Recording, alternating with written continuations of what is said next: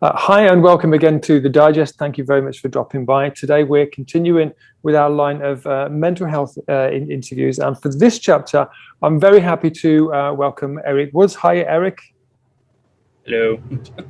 It's great to see nice you. To be here. It's fabulous to have you. So we're going to be chatting about Eric's experience of living and coping with a couple of mental health issues that he has. The first is antisocial personality disorder, also known as ASPD, and the second, schizophrenia, which sounds a little bit scary. And so Eric's going to give us an insight into how he deals with these, I don't want to call them issues. So is traits better or condition, Eric? Honestly, any of them work. It's like I should say the schizophrenia is more of an issue at times than really ASPD seems to be. But would I notice if there was an issue from the ASPD? Because that's the way it's always been. Right. So. Okay. All right. So if we can look at the ASPD first then. So in the first instance, and then maybe we can go more into depth with the schizophrenia. So what exactly is it? How does it affect you, and how does it affect your family and the people around you? The thing is, that's actually a hard question to answer a lot of the time, because I've always been just different, at least as long as I can remember. I have a certain cutoff point from when I was younger that I only have bits and pieces of from before. But I noticed it's more of I noticed the contrast between me and other people and how they're handling things more than being able to see the individual moments of how ASPD affects me, or how it warps my perception, perhaps, of things. I notice I'm much. I'm words not functioning properly. I'm trying to think of the proper way to say it. Is that I'm not as beholden to emotions as everyone else seems to be. Most of the times, I explain it to my friends that I'm just kind of emotionally dark most of the time. It just lights are off. I just kind of go through things. It's and there are emotions, and there are, it's I can feel, love, joy, and everything, but they're muted. They don't take over anything. It's something I can come up and study and go, hey, what's this? I can poke it with a stick for a while. It's fine. But then emotions like anger or curiosity will just completely sweep me up. And, anger in particular regards to, as usual from ASPD, if someone's blocking me from getting something I want, or just in general treating condescension towards me as that'll set off some triggers on anger. So what I notice is that just a lot of my days, I'm just much. There just seems to be less going on under the surface emotionally. I'm just kind of doing thought experiments, talking to people. It's not really a thing. But as I'm getting closer to my better half of 18 years now, she is the exact opposite. All the empathy that I was born without, she has extra of. It's we make a very good pair.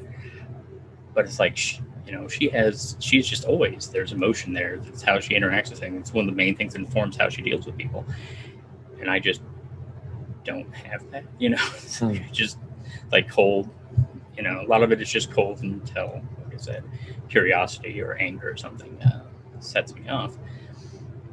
And so I guess the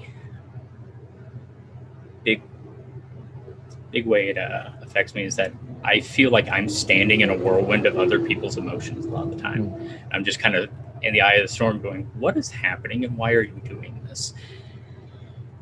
And that is just, it's very interesting a lot of the time. Sometimes it is utterly just,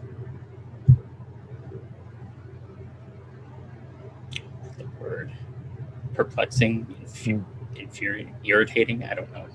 All of those things at once. So is it a kind of an apathy? Is it are you unable to sort of connect with those emotions? Oh, I can. I'm definitely prone to apathy, but it's just towards things that don't interest me. Right. If someone's like, let's watch horse racing, my mind will shut off. Just, I don't any kind of racing really. But like a lot of the time, I can. Like I said, they're small. They don't. The emotions don't control me. But I can actually go and be like, "Hey, let's go watch this movie. This is fun." It's like I'm just not controlled by most of those emotions. Like I notice them, and they might be muted compared to what other people. I don't have a grasp on how intense these emotions are for people. Did this have any effect on your younger life? So, say for example, how old were you when you were diagnosed? I was diagnosed slowly between the years of like 18 to 20. All right. Because I was very badly injured when I was 18. Someone decided to teach me that no matter how good I was at boxing, a tire iron didn't care how hard I could hit. And I could have saved them the time because I understood that concept. But I had already been diagnosed as schizophrenic at that point in time. And so while I was dealing with therapists who wanted to me because of the added stress of what was going on and the schizophrenia, they wanted to make sure that they were on top of things. And I saw like a number of different therapists over that time because, why have consistency in your therapy? And that is when that diagnosis began to come out. Now, when I was younger, did it definitely have an effect even before I knew what it was? Absolutely. I was... I was a criminal little shit for like my teenage years. Like I was. It's like there were fights. I broke the law on a number of things. I just kind of did whatever. And didn't really listen to anyone. Probably not the best way to go through the teenage years. Like maybe I could have used some wisdom from people, but looking at the grown-ups in my family from that time period, I wasn't getting any wisdom anyway. It's just... And then if I look at my father's side of the family, it's like, oh, that's where the ASPD comes from. Okay, I get that. Right. Okay, so you mentioned schizophrenia there. So if we can sort of jump into it, what was it like hearing the diagnosis? How did it make you feel when they said, you are schizophrenic? Vindicated, honestly.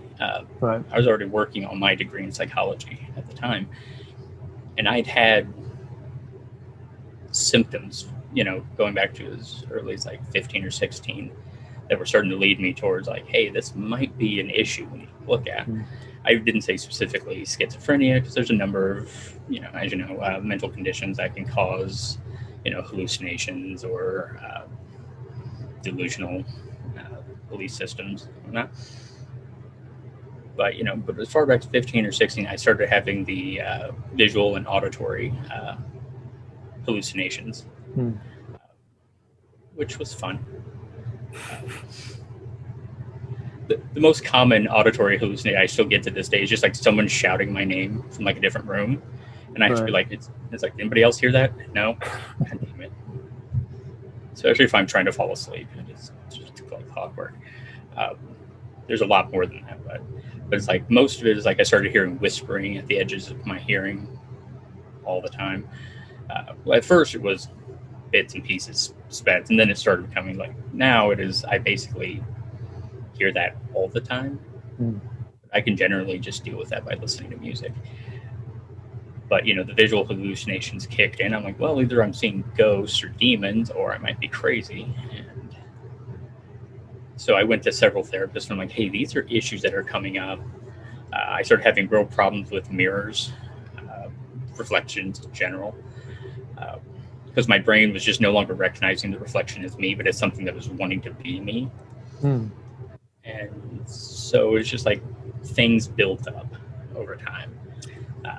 How did that make you feel, Eric? Sorry to interrupt there. So, you mentioned a mirror. So if you look in a mirror, it's someone else that looks back at you? What it feels like is it's something that is trying to be me and wants to take my place. Right.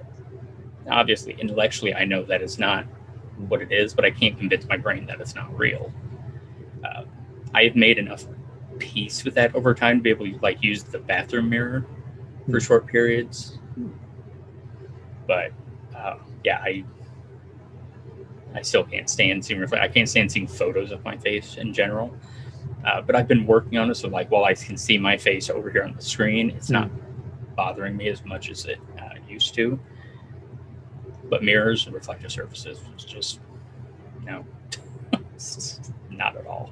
I asked you, how it made you feel with the when you hear the diagnosis. Now, the reason I asked that is because sometimes we don't understand what makes us tick in a certain way, and then when we see, oh right, okay, we've got this, and so it's a kind of, I don't know, maybe a eureka sort of moment where you can identify what it is, not necessarily what it is, but why we're triggered. So how did it work with you, when they said, okay, this is what you've got? I knew something was wrong with me, and I'd had family members and doctors be like, no, I don't think any of that's wrong. It's the phrase that I hated the most was like, it's just a phase. It's like, maybe, but it's a bad phase and you should do something about it. And so when they were kind of like, yeah, we actually think you have schizophrenia, I'd be like, oh, really? Yeah. It's almost like I've been telling you people for years that I, are showing all the symptoms here. Was it through you being at university studying your psychology degree? Is that what sort of, because you mentioned earlier that so these gave you pointers? Yeah, though that is not initially why I started studying psychology. Right. I started studying psychology because I was an amateur boxer and kickboxer, and I wanted to learn about body language and all that. And then that just turned into a lot of other things. And then started like reading up like really interesting, mental illnesses, and learning a lot of interesting things about common ones that I was not aware of, because the information the public gets about a lot of mental illnesses is just awful. But yeah, that is kind of what started sparking me going, hey, these symptoms are starting to sound familiar. Yeah. How was your behavior on the outside? Obviously, if it's sort of working with you on the inside, like when you look at the mirror, etc., or photos, how does that sort of manifest itself on the outside, sort of externally? For most of my, the early years of this, I hardly talked really much at all. Like, I think the group of friends I had throughout the end of my high school years, they said it was something, I think it was like 4 months or so before they heard me say more than 2 sentences at a time, which is weird because now I can't shut up. But it's like I had a very flat affect at the time, which I didn't even know what that was until I started studying psychology. And looking back, I can see I was prone to abnormal reactions to everyday stressors. I would definitely go way, way over the top with some of my anger responses to things, which I think that was just a combination of the two conditions in general. It's like, as I got older and I got better at kind of mitigating the effects, learning how to deal with it, I show less and less of it on the outside, just because I'd be like, okay, move outside. But even then, I am still, it's like I'm prone to odd reactions, things angering me that they shouldn't. Like I said, condescension, I will just go off, and that's probably the ASPD speaking at first. But once that anger just hits, everything else just spirals out of control. And it's like 4 months ago, I had a significant schizophrenic episode that was started by the anger and everything. And all my friends, a lot of my friends didn't even know I had schizophrenia at the time. But God, when those bad episodes hit, I don't even remember them clearly afterwards, though.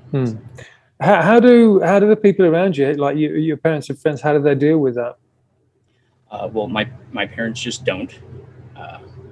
My father it hasn't been in my life for a very long time. Right.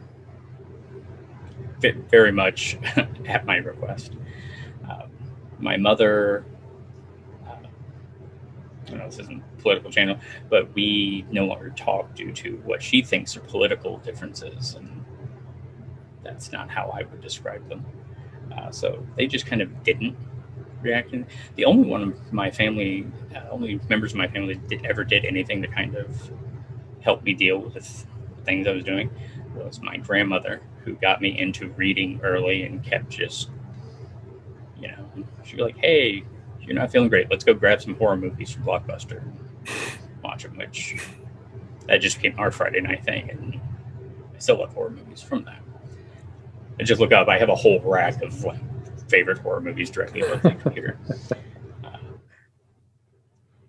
And then my Uncle Lee, who would occasionally babysit me starting from like 7. Well, he probably babysat me earlier. 7 is the notable point because that's when he introduced me to role-playing games, which like Dungeons and Dragons in particular. And I found those very therapeutic over time because I could be, at first it was just like releasing pent-up energy, but over time it's like now it's like I can put myself in someone else's shoes and how would they react, and I can just kind of play little thought games with them. It's like they were the only members of the family who really did anything. How do people react to you when they? I mean, you mentioned there that your friends didn't know you were diagnosed with schizophrenia. So how did they deal with it when they found out? Not all of my friends, a lot of them did. A few had very bad reactions. One who I thought was a friend came down on me very hard for a number of things that, like I said, I don't remember a lot of the episode well. But even my other friend said that her response was out of line. Now, she is known to actually have, so I'm not mentioning names, she is known to have PTSD from things in her past. So that could have just been two bad things colliding. It's like most of them, like some of them were a little weirded out for a while. But that's why I do on Twitter the Ask Me Anything about schizophrenia.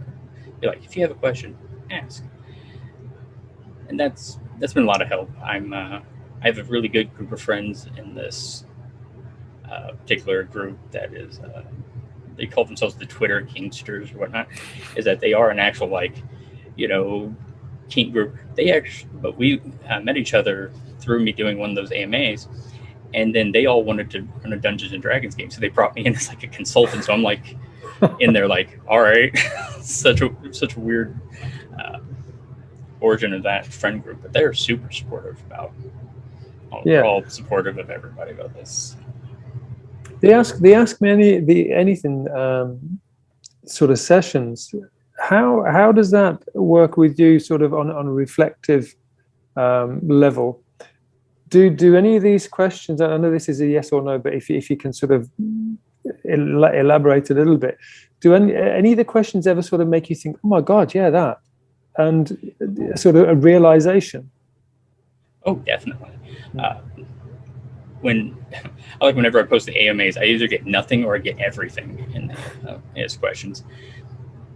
And a lot of the questions are ones that I've heard. There'll be ones I've heard before. Then there'll be ones like, so is that multiple personality? It's like, no, please stop. Don't. Like, no. But then I'll get some questions that are hard to answer where I actually have to sit and really think about it. Like, it's like one person was like, if you could give up having ASP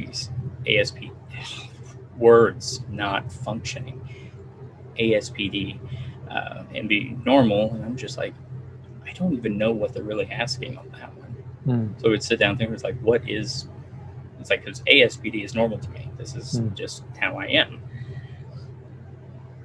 Then there's lots of questions that I haven't considered, and I'll have to sit down and just, like, I can formulate an answer for it, but it's not something I thought about initially. So, on one hand, these are, they educate the public. They, offer me a chance to kind of reflect and look at things from different angles. But also I get to talk about myself a lot.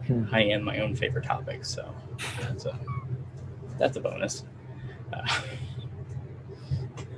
Um, Welcome to narcissism through ASPD.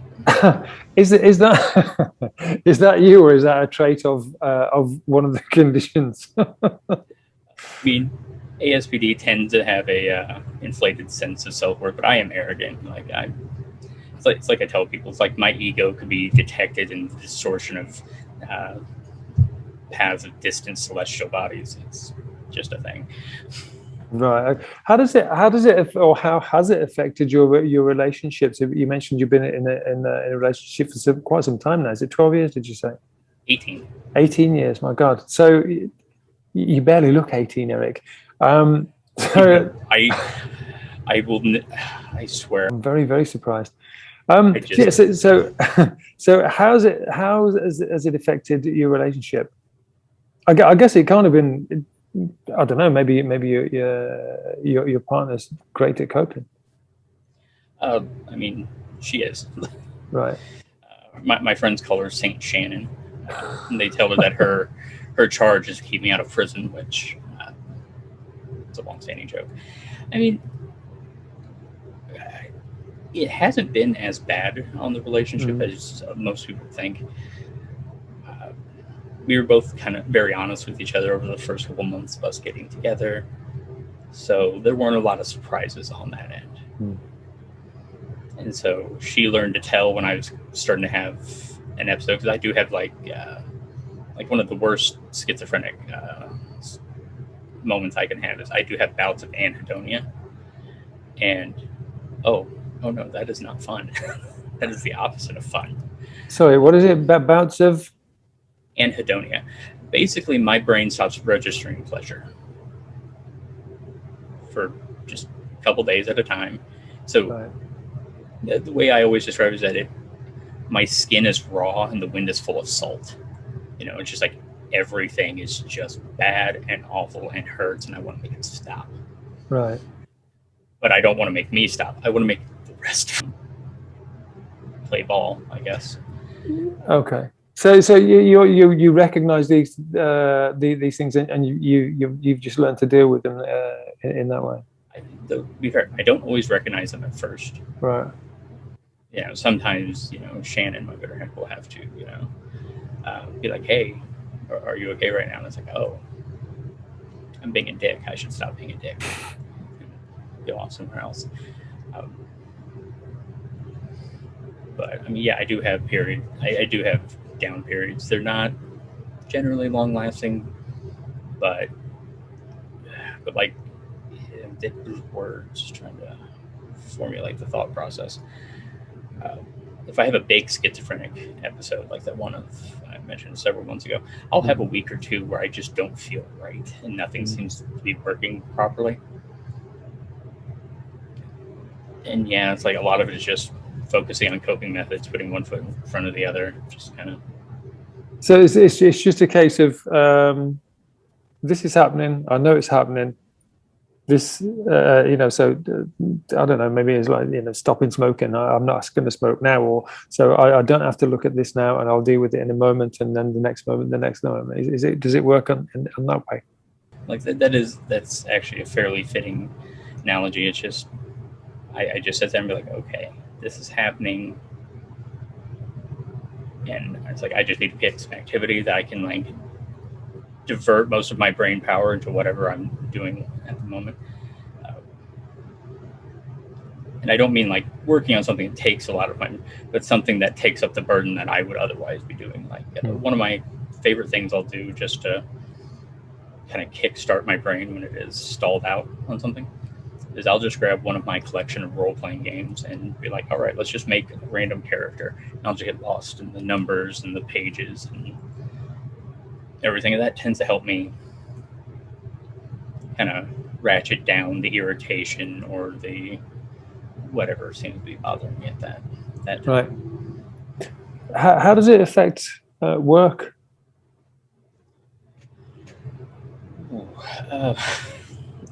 Not a great trait for working with other people. None of it's great. Like I don't like taking orders at all. I barely take suggestions most days. And it's so much worse like if I have a really good boss, it's not as big of an issue. Like I was a manager of Blockbuster, which I think dates me more than anything else I said. Um, and she was like the greatest boss in existence. She was awesome. Uh, she bought me these for Christmas. She bought me these really cool books on mythology and everything. It was great. I didn't have much of a problem there because I respected her. She respected me. There's no idiocy involved in the relationship. Right. But my current job is I have 4 direct supervisors, 3 of whom are there at any time. None of them know how to run anything. Right. Be careful what you say, just in case one of them sees this. Oh, at most, I have 8 days left working for them this season anyway. Oh, right. Okay. I can chop that out if you want me to. No, it's fine. All right. I'm probably going to end up telling them what I think to them by the end of today anyway. But like, just none of them know what they're doing, and I'm just standing in like the middle of this kitchen because it is a little restaurant thing, and it is just chaos of an unbelievable sort. I'm just like, oh no, I can't do this.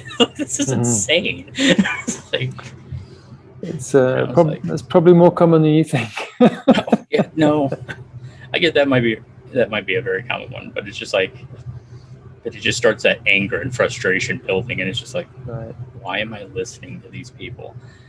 And I know why right now. They're paying $20 an hour for these last couple days, so like that's why I'm listening to them at the moment. Okay, so are there things like that can that do trigger you, or is it is it sort of waking up and all of a sudden something hits you? Mostly something will trigger it. Right. Like I mentioned, being condescending towards me will absolutely just cause me to go off the deep end. I have a real problem seeing domestic abuse, guys treating women terribly and everything, because that goes back into a whole childhood area. It's like there's a lot of things. A lot of them are things that would anger most people, but is particularly volatile when I'm involved. Anything that relates to sexual violence, child abuse, domestic violence, all of that will trigger massive harming animals. But then there's the other things that are don't require such an extreme response normally. I'm trying to think of some examples beyond the condescension, because I think I've mentioned that 357 times so far. What about traffic? Do you get wound up in traffic? Bad drivers, that kind of thing? I don't drive in general. I have this is between mental illness and old injury, is that I have the particular symptom of schizophrenia, where I will have like weird contorted gestures occasionally, and but I also have nerve damage in my shoulders, because when I was much younger, I completed the main circuit breaker of an office building. And so I have nerve damage. So various things will just cause this arm to go spastic or dead. Like if I sneeze, there'll be a moment where I just can't use my right hand because it just hurts and doesn't react to anything. I don't know why sneezing causes that. My doctors are like, neither do we. Live with it. And so, thanks, guys. America. So I don't. So mostly, if I'm sitting in the passenger seat of the car, I'm either talking to the driver or reading a book. Unless it's my roommate, because I'll be talking to him, but I'm focused on the road. He does not have the greatest vehicular awareness. Let's say it that way. Chris, I love you, but you're going to get me killed someday. All right, Eric, is there does it ever go away, schizophrenia, or is it there for the rest of your life? It's always going to be a part of me. There's no cure. It doesn't go away. I am thankful that I have a fairly mild case of schizophrenia. So it's like I often tell people, it's like introducing myself as a schizophrenic psychopath sounds like very dramatic, but I'm really just more of a self-absorbed asshole who hears voices. Okay. But yeah, no, that's never going to go away. I just kind of have to cope with the symptoms as they come up. I'm not currently on any medication for it because that interferes with some of my other medications for physical issues, like trying to take a Wellbutrin was the last thing we tried for disorganized thinking, because I do have disorganized thought as a tertiary symptom of schizophrenia. But it combines with gabapentin, which is a nervous anti-inflammatory that was originally an antispasmodic, to just cause me to go on a roller coaster of emotion, and it's just not pleasant. So I was like, I can handle schizophrenia pretty well on my own. I'll just set that to the side and deal with the pain issues and not cry because I saw a dog on the screen or something. It's very weird. That was a week that was exciting, I would say. It wasn't boring. Also wasn't pleasant in any way, shape, or form. I was like, oh. So this is when you mix the meds, yeah? Yeah, I mean, well, like we were just trying that in addition to the way too many meds I'm on anyway. Yeah. But yeah, it's like we tried it. It did not work out. We were like, all right, we're just gonna we'll figure out other things down the line. Okay.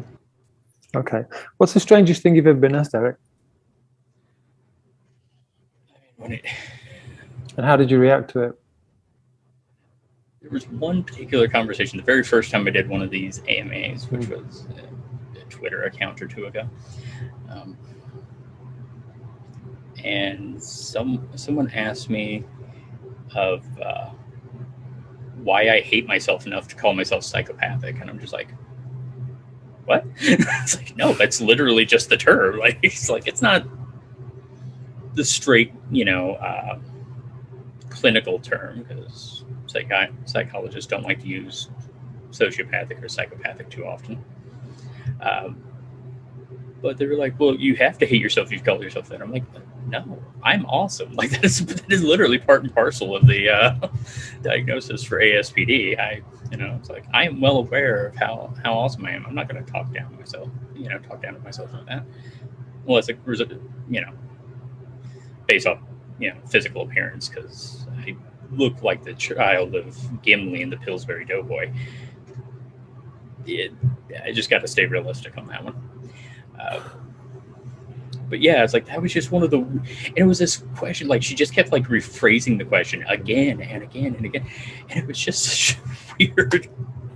It was a train of thought that I could not find the station for, and yeah, I was just staring the whole time, like, are we speaking the same language? Is this an alien? What is happening right now? Me and my friend. Is it genetic?